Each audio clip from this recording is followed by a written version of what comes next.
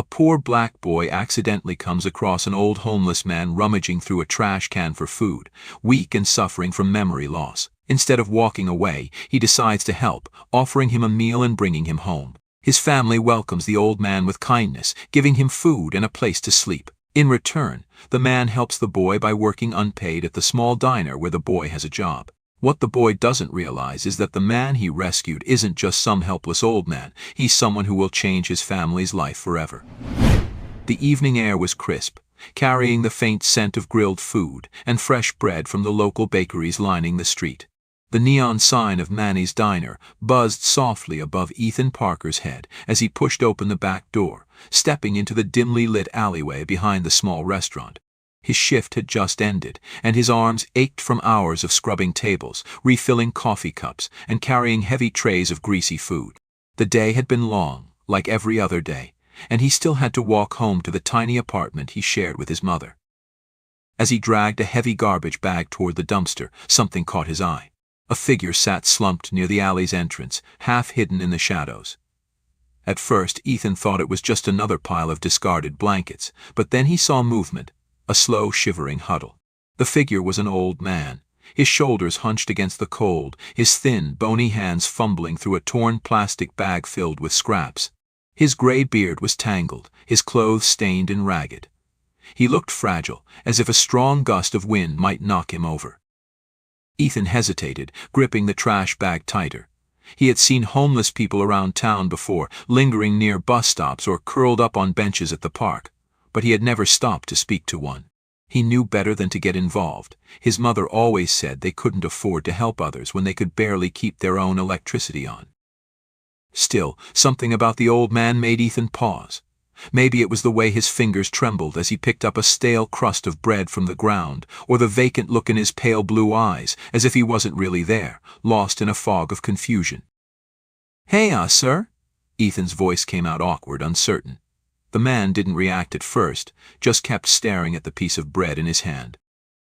Ethan cleared his throat and took a cautious step closer. "Are you okay?"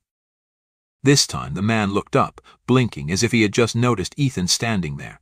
His expression was distant, unfocused, like he was trying to place where he was. Then, after a long silence, he nodded slowly but said nothing.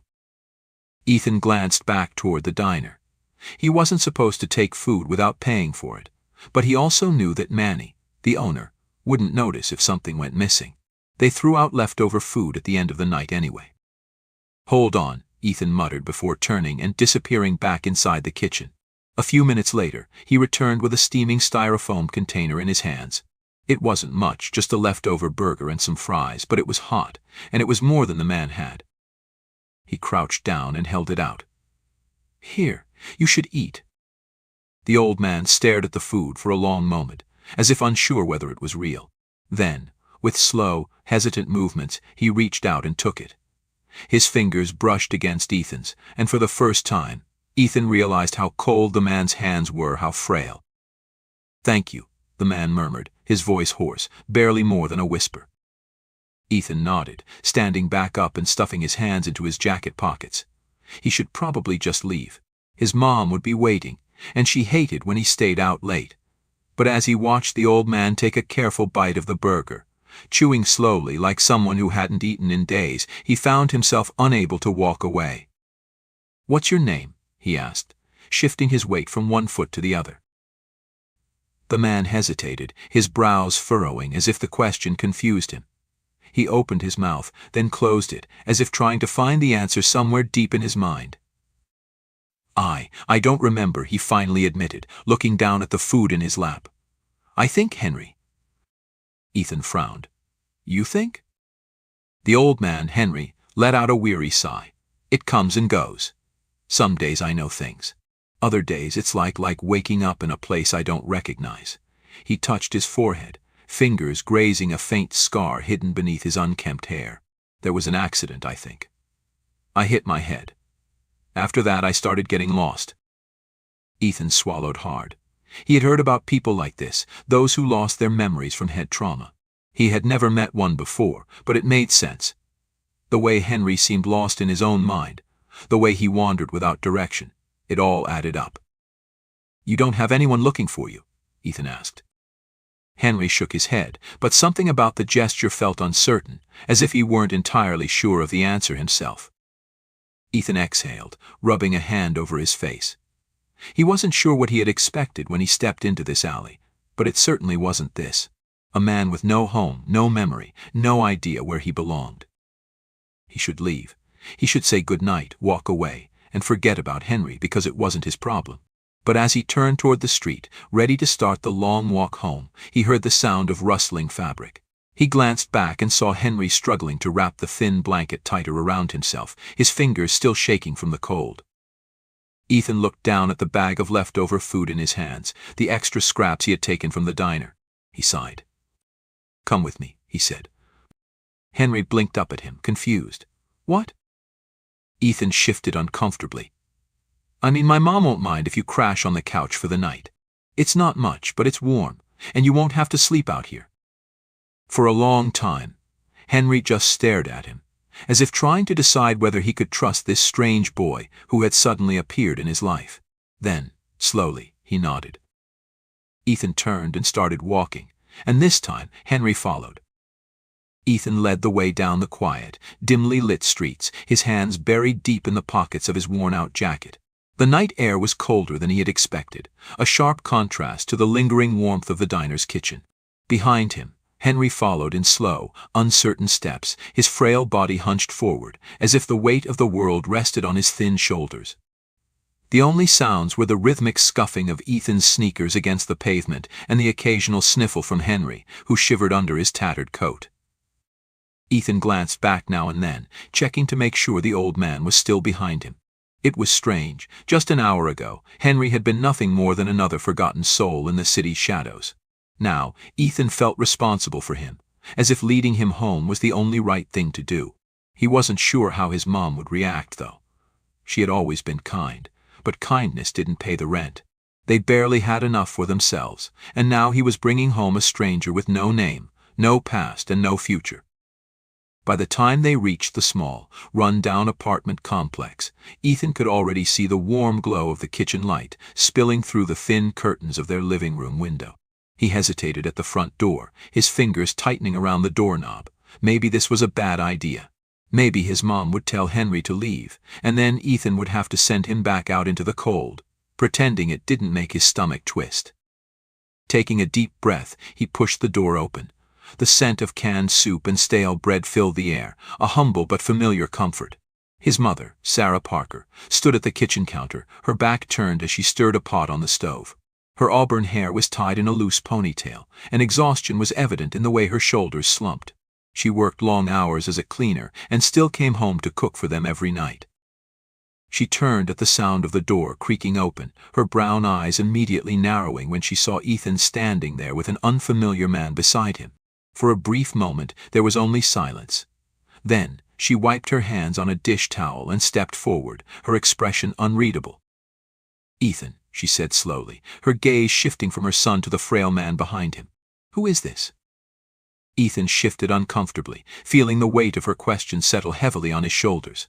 He didn't know how to explain it. How do you tell someone that you found a lost man digging through the trash and decided to bring him home like a stray dog? "His name's Henry," Ethan said finally, his voice quieter than he had intended. He doesn't have anywhere to go." Sarah studied Henry, taking in his sunken cheeks, the way his hands trembled slightly, even though they were inside now. Her lips pressed together, not in anger but in deep thought. She had always been good at reading people, and what she saw in Henry must have been enough, because after a long moment she simply sighed. "I made extra soup," she said, turning back toward the kitchen. "Come in. Sit down." Ethan let out a breath he hadn't realized he was holding. He gestured for Henry to follow, and the old man stepped inside hesitantly, as if afraid the invitation might be revoked at any second. He sat carefully at the small, wobbly dining table while Sarah ladled soup into a bowl and set it in front of him.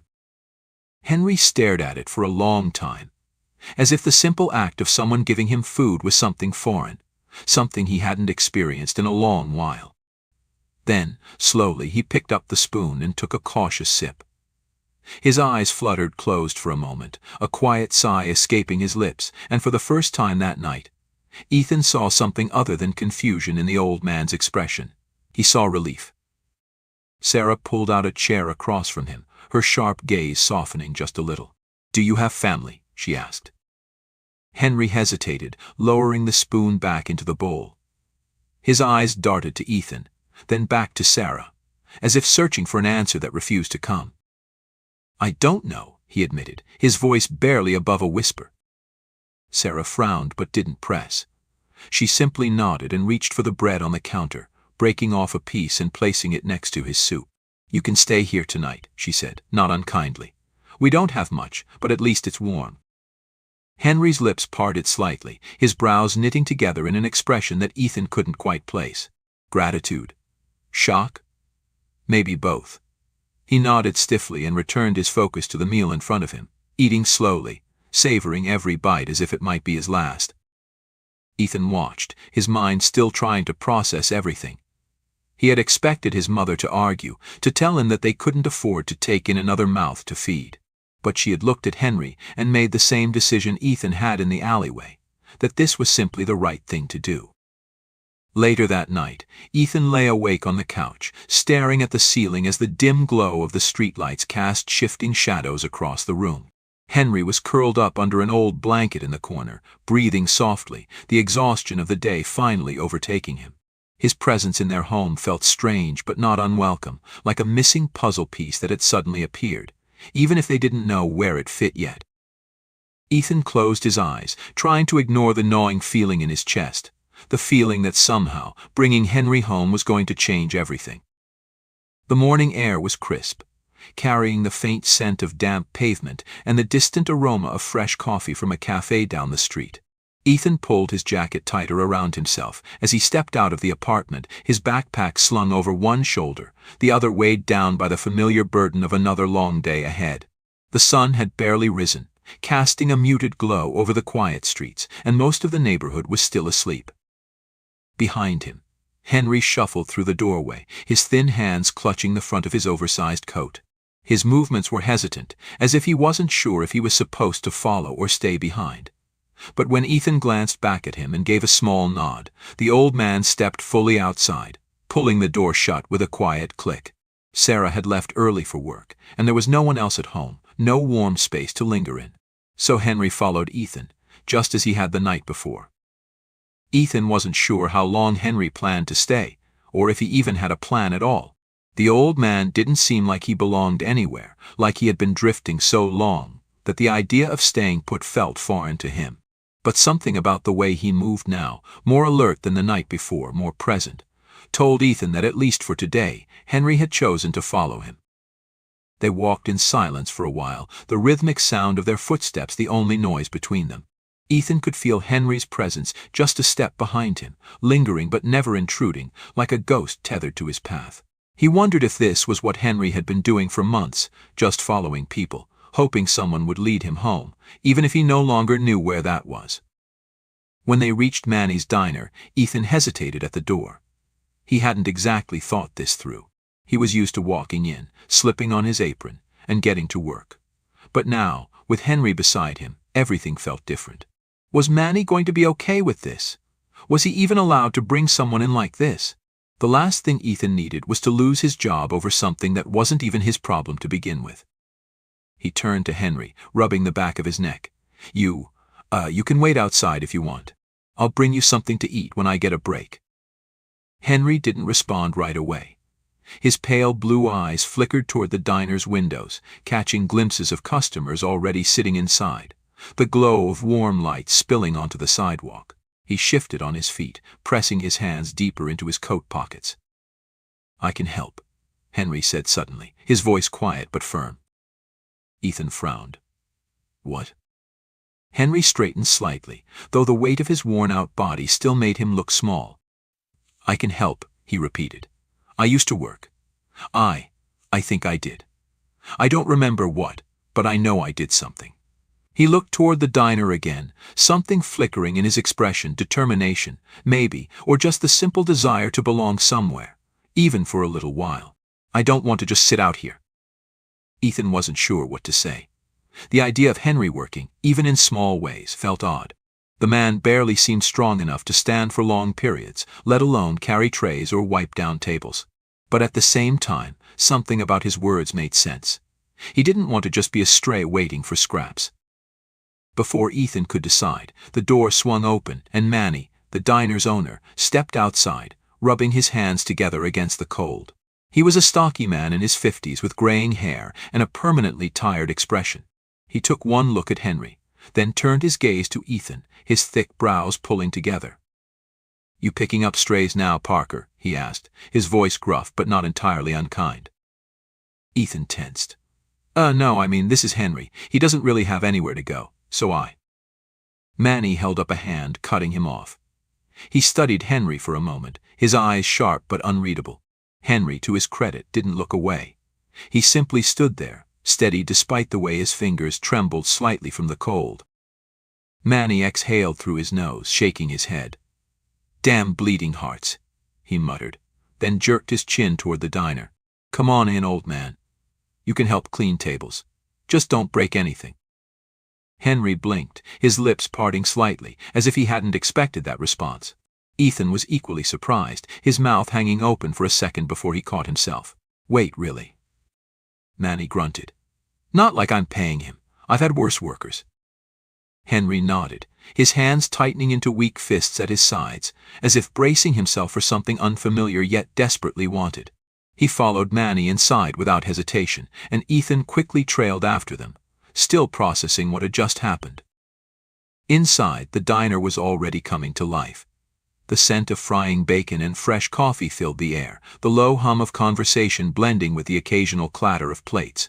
Regular customers occupied the booths, and the sound of an old jukebox played softly from the corner. It was a small, simple place, but to Henry it must have felt like stepping into another world.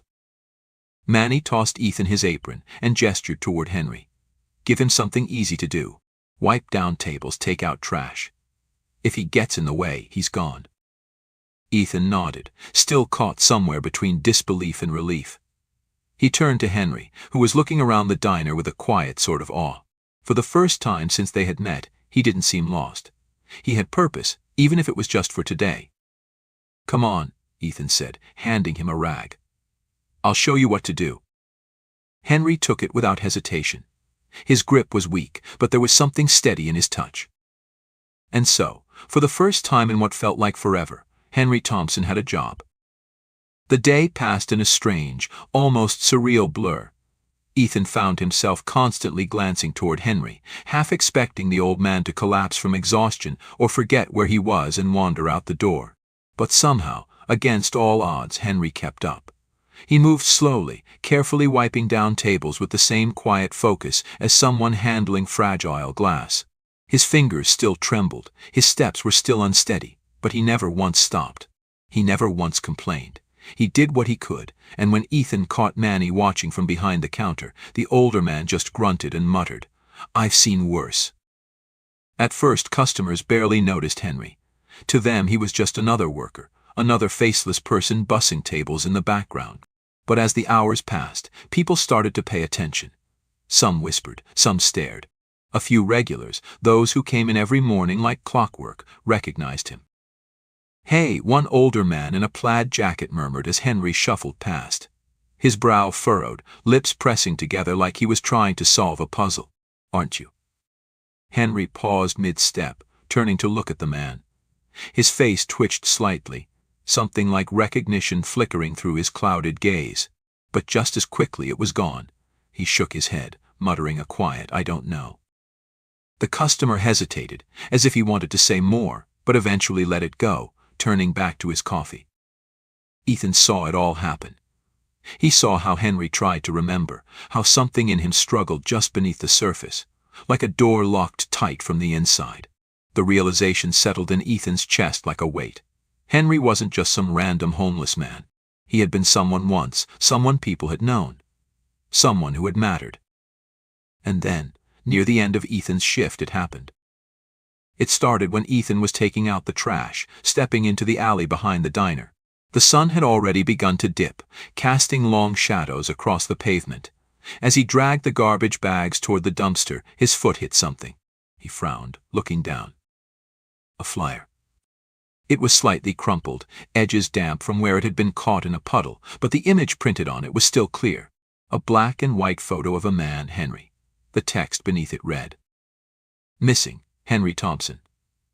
Last seen 3 months ago. If found, please contact."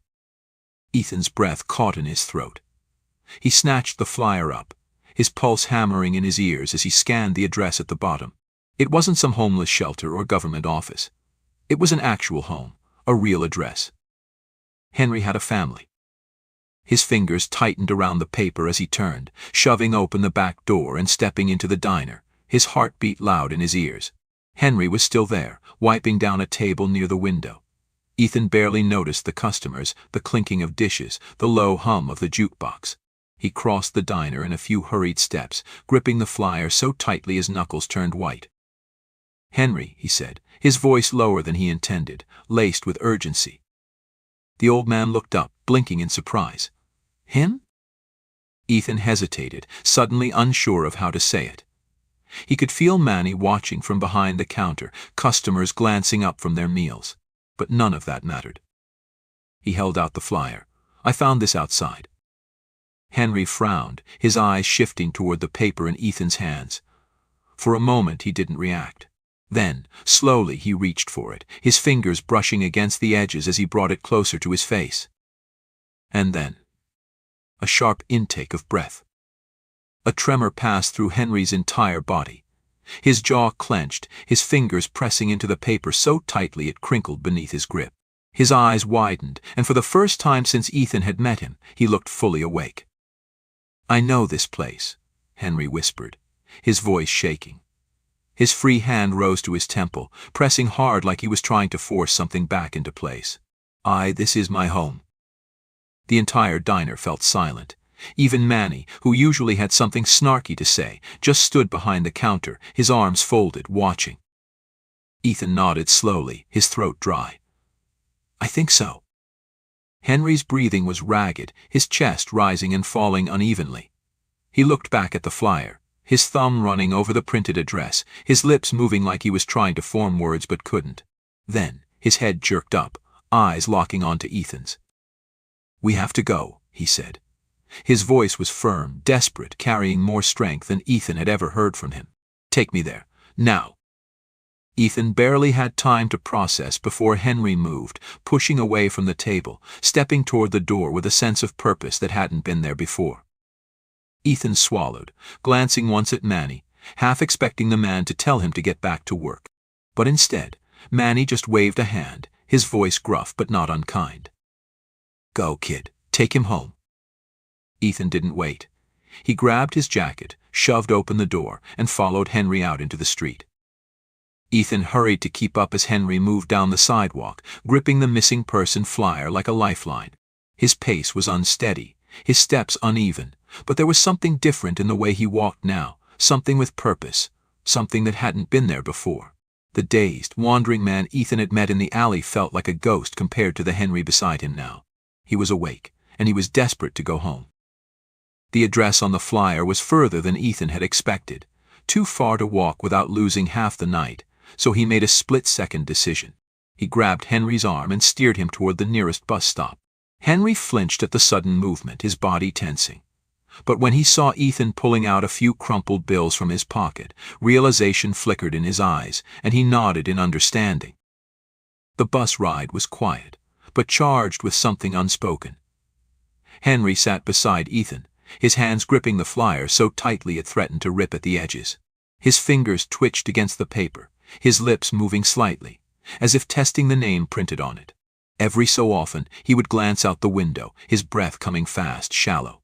Ethan could feel the war raging inside him, the pieces of memory trying to force themselves back together. It was like watching someone chase a dream they had just woken from, close enough to feel it, but never quite able to hold on to it. When the bus finally pulled up to the stop near the address, Henry shot to his feet before the doors had even fully opened. Ethan barely had time to follow as the old man stepped out onto the pavement, his wide eyes scanning the quiet suburban street. The houses here were nothing like the cramped apartment Ethan lived in. They were big, with neatly trimmed lawns and driveways lined with expensive cars. The neighborhood was peaceful, the kind of place where families sat down for dinner together and didn't have to worry about things like overdue rent or working double shifts. And then Henry froze. His eyes locked onto a house at the end of the block, a large white two-story home with dark shutters and a porch light glowing in the evening dim. His breath hitched, his entire body going rigid. "That's it," Henry whispered. His voice was so soft Ethan barely heard it. Then, louder, more certain, "That's my home." Before Ethan could react, Henry moved, stumbling forward like a man who had just found the edge of a cliff but couldn't stop himself from falling. Ethan hesitated only a second before following. His heart pounded as Henry stepped up to the porch, his shaking hand hovering inches from the doorbell. His fingers twitched, curled into a weak fist, then pressed the button. The chime rang out, echoing through the quiet evening air. For a moment, nothing happened. The world held its breath. Then, footsteps. The door swung open, and a man stood there. He was in his early 30s, tall, with sharp features, and dark hair slightly disheveled, as if he had just run his hands through it. His crisp dress shirt was wrinkled, sleeves rolled up to his elbows. But it wasn't his appearance that mattered, it was his eyes. Because the second he saw Henry standing there, his entire expression shattered. "Dad?" The word was barely a breath, hoarse and disbelieving. Henry staggered back, like the name had struck him. His lips parted, and for a split second, everything crashed into place. "William." Ethan watched as a storm of emotions passed over the younger man's face, shock, relief, disbelief, then something deeper, something raw. William took a step forward and Henry broke. His legs buckled, his breath hitched, and suddenly he was falling. But William caught him. The son caught his father before he could hit the ground, arms wrapping around him, holding him up, holding him together. And then, just like that, Henry collapsed into him, sobbing. It wasn't a quiet kind of crying. It was the kind that tore through a person, the kind that came from months, maybe years of being lost, alone, forgotten. Henry gripped William's shirt, knuckles white, his entire body trembling as memories flooded back in. And William, who had spent 3 months searching, waiting, hoping, held on to him like he was afraid to let go again. Ethan looked away, suddenly feeling like an intruder in a moment too private, too sacred for him to witness. His throat felt tight, something he couldn't explain pressing hard against his chest. He had thought finding Henry's family would feel like an ending, like checking off the last step in a long, exhausting task. But now, standing on this porch, watching a father and son break apart and piece themselves back together again, it didn't feel like an ending at all. It felt like something much bigger.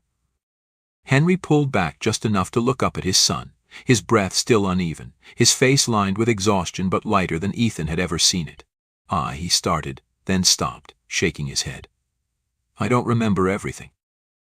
William gripped his shoulders, his expression firm but kind. "That's okay," he said. "You're home now." And that was all that mattered. Ethan stepped away from the porch, his feet moving before his mind could fully process what had just happened. Behind him, Henry and William clung to each other, father and son reunited after months of searching, of waiting, of not knowing. It was everything Ethan had hoped for, everything he had wanted when he found that flyer. Yet now, standing in the quiet of the dimly lit street, he felt strangely out of place. This wasn't his moment to witness. So he turned and walked away. He didn't wait for thanks, didn't linger for explanations. The weight that had settled in his chest over the past week, the responsibility of Henry's well-being, the quiet worry that the old man would never find his way back, had lifted. There was nothing left for Ethan to do. Henry had his family now, and that was enough. The walk home felt lighter than usual, as if the burden he had been carrying had vanished, leaving behind nothing but the cool night air and the faint hum of distant traffic. By the time he reached the apartment, the scent of something warm filled the space, a simple meal, nothing fancy but comforting in its familiarity. Sarah was standing at the stove, stirring a pot of soup, her tired face softening when she turned and saw him. "You're late," she said, but there was no real reprimand in her voice, only quiet curiosity. Then she frowned slightly, noticing something missing. "Where's Henry?" Ethan smiled, a rare, genuine kind of smile that even surprised him. He dropped his bag onto the worn-out couch, stretching his sore arms. He found his way home. Sarah turned fully now, setting the spoon down as she studied him.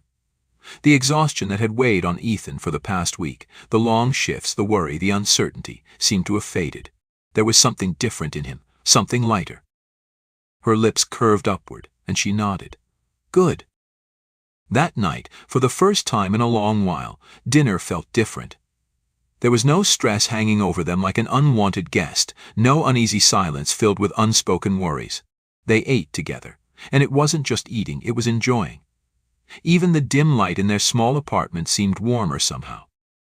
Ethan went to bed without the usual weight pressing on his chest. For once, he let himself sleep without worrying about what tomorrow would bring. The next day started just like any other. Ethan arrived at Manny's diner at his usual time, slipping into his routine with practiced ease, wiping down tables, taking orders, refilling coffee cups. The customers were the same, the routine was the same. Everything should have felt normal. But it wasn't. Because just as the morning rush began to settle, the door chime jingled, and when Ethan glanced up from behind the counter, his breath caught in his throat. Standing in the doorway, looking nothing like the frail, disoriented man from just days ago, was Henry Thompson. His clothes were clean, a neatly pressed button-down replacing the tattered coat he had once clung to. His hair, now combed back, revealed the faint scar along his temple, a mark of the past he had struggled to remember. And beside him, standing tall in a fitted suit that looked far too expensive for this tiny diner, was William. For a moment, Ethan didn't move. Henry was the first to react. His face broke into a warm, relieved smile, the kind that made the last few days feel worth it. He stepped forward before Ethan could even find his voice, his hands reaching out, not with hesitation, but with certainty. And then, to Ethan's complete and utter shock, Henry pulled him into a hug. Ethan stiffened at first. He wasn't used to this affection, gratitude, recognition. But Henry's grip was firm, genuine, filled with something unspoken but deeply understood. And slowly, cautiously, Ethan relaxed. When Henry pulled away, there was a shine in his eyes, something deep, something real. "You saved me," he said simply, his voice steady in a way it had never been before. "You didn't have to, but you did." Ethan swallowed, unsure of what to say, so he just shrugged. "You followed me first." Henry chuckled, shaking his head. "That might be true," he admitted. Then, stepping aside, he gestured toward William, who had been watching silently, his sharp gaze filled with something unreadable. "My son," Henry said with quiet pride, as if the words themselves were a miracle. "He wanted to meet you properly." William extended a hand, and when Ethan shook it, he felt the strength behind it. Not just physical, but something deeper, something that carried meaning. "You didn't just help my father," William said, his voice calm, controlled, but genuine. "You gave him back to me. I don't think there's anything in the world that could repay that." Ethan didn't know how to respond to something like that. He wasn't used to being thanked. Not like this. But William wasn't finished. "We'd like to speak with your mother," he continued, glancing around the diner. "If she's home, we'd love to visit." Ethan blinked, thrown off. "My mom?" Henry nodded. "If she raised you to be this way, then I think we owe her a thank you too." Ethan hesitated, unsure of whether this was really happening, but one look at Henry's expression told him it was real. So, after a moment, he nodded. The drive back home was quiet, filled with an air of anticipation Ethan didn't quite know how to process. When they reached his apartment, he stepped inside first, the familiar scent of home greeting him. Sarah was at the kitchen table, sorting through unpaid bills, her face creased with the kind of tiredness that never fully went away. She looked up when Ethan walked in, but before she could speak, Henry and William followed him inside. Sarah froze. Her eyes flicked between the well-dressed man and the familiar old one, recognition dawning in slow waves. She stood, wiping her hands on her jeans, her voice cautious. "You must be Henry." Henry smiled. "And you must be Sarah." She looked at Ethan, confusion flashing across her face. "What's going on?" Ethan opened his mouth, but William stepped forward first. "My name is William Thompson," he said smoothly, offering his hand. "Your son saved my father's life. We wanted to return the favor. Sarah's lips parted slightly, surprise flickering across her features. She shook William's hand, her eyes narrowing slightly. Return the favor? William glanced around the apartment, his sharp gaze taking in everything: the chipped paint, the stack of overdue notices, the faint flicker of the old kitchen light that would probably go out soon. Then, his expression softened. My company has a few open positions, he said casually. I'd love to offer you one. Something stable with benefits. Sarah's eyes widened, her fingers tightening slightly at her sides. She looked at Ethan, then back at William, as if trying to determine whether this was real. William smiled. And as for Ethan, we'd like to make sure he never has to worry about school again. Ethan's stomach dropped. His mouth opened slightly, but no words came out. Sarah's hand covered her mouth, emotion flickering in her eyes, relief, disbelief, gratitude all at once. And just like that, everything changed. Henry squeezed Ethan's shoulder gently, his voice warm. You helped me find my way home, he said. Now it's our turn to help you. And this time, Ethan let them. Join us to share meaningful stories by hitting the like and subscribe buttons. Don't forget to turn on the notification bell to start your day with profound lessons and heartfelt empathy.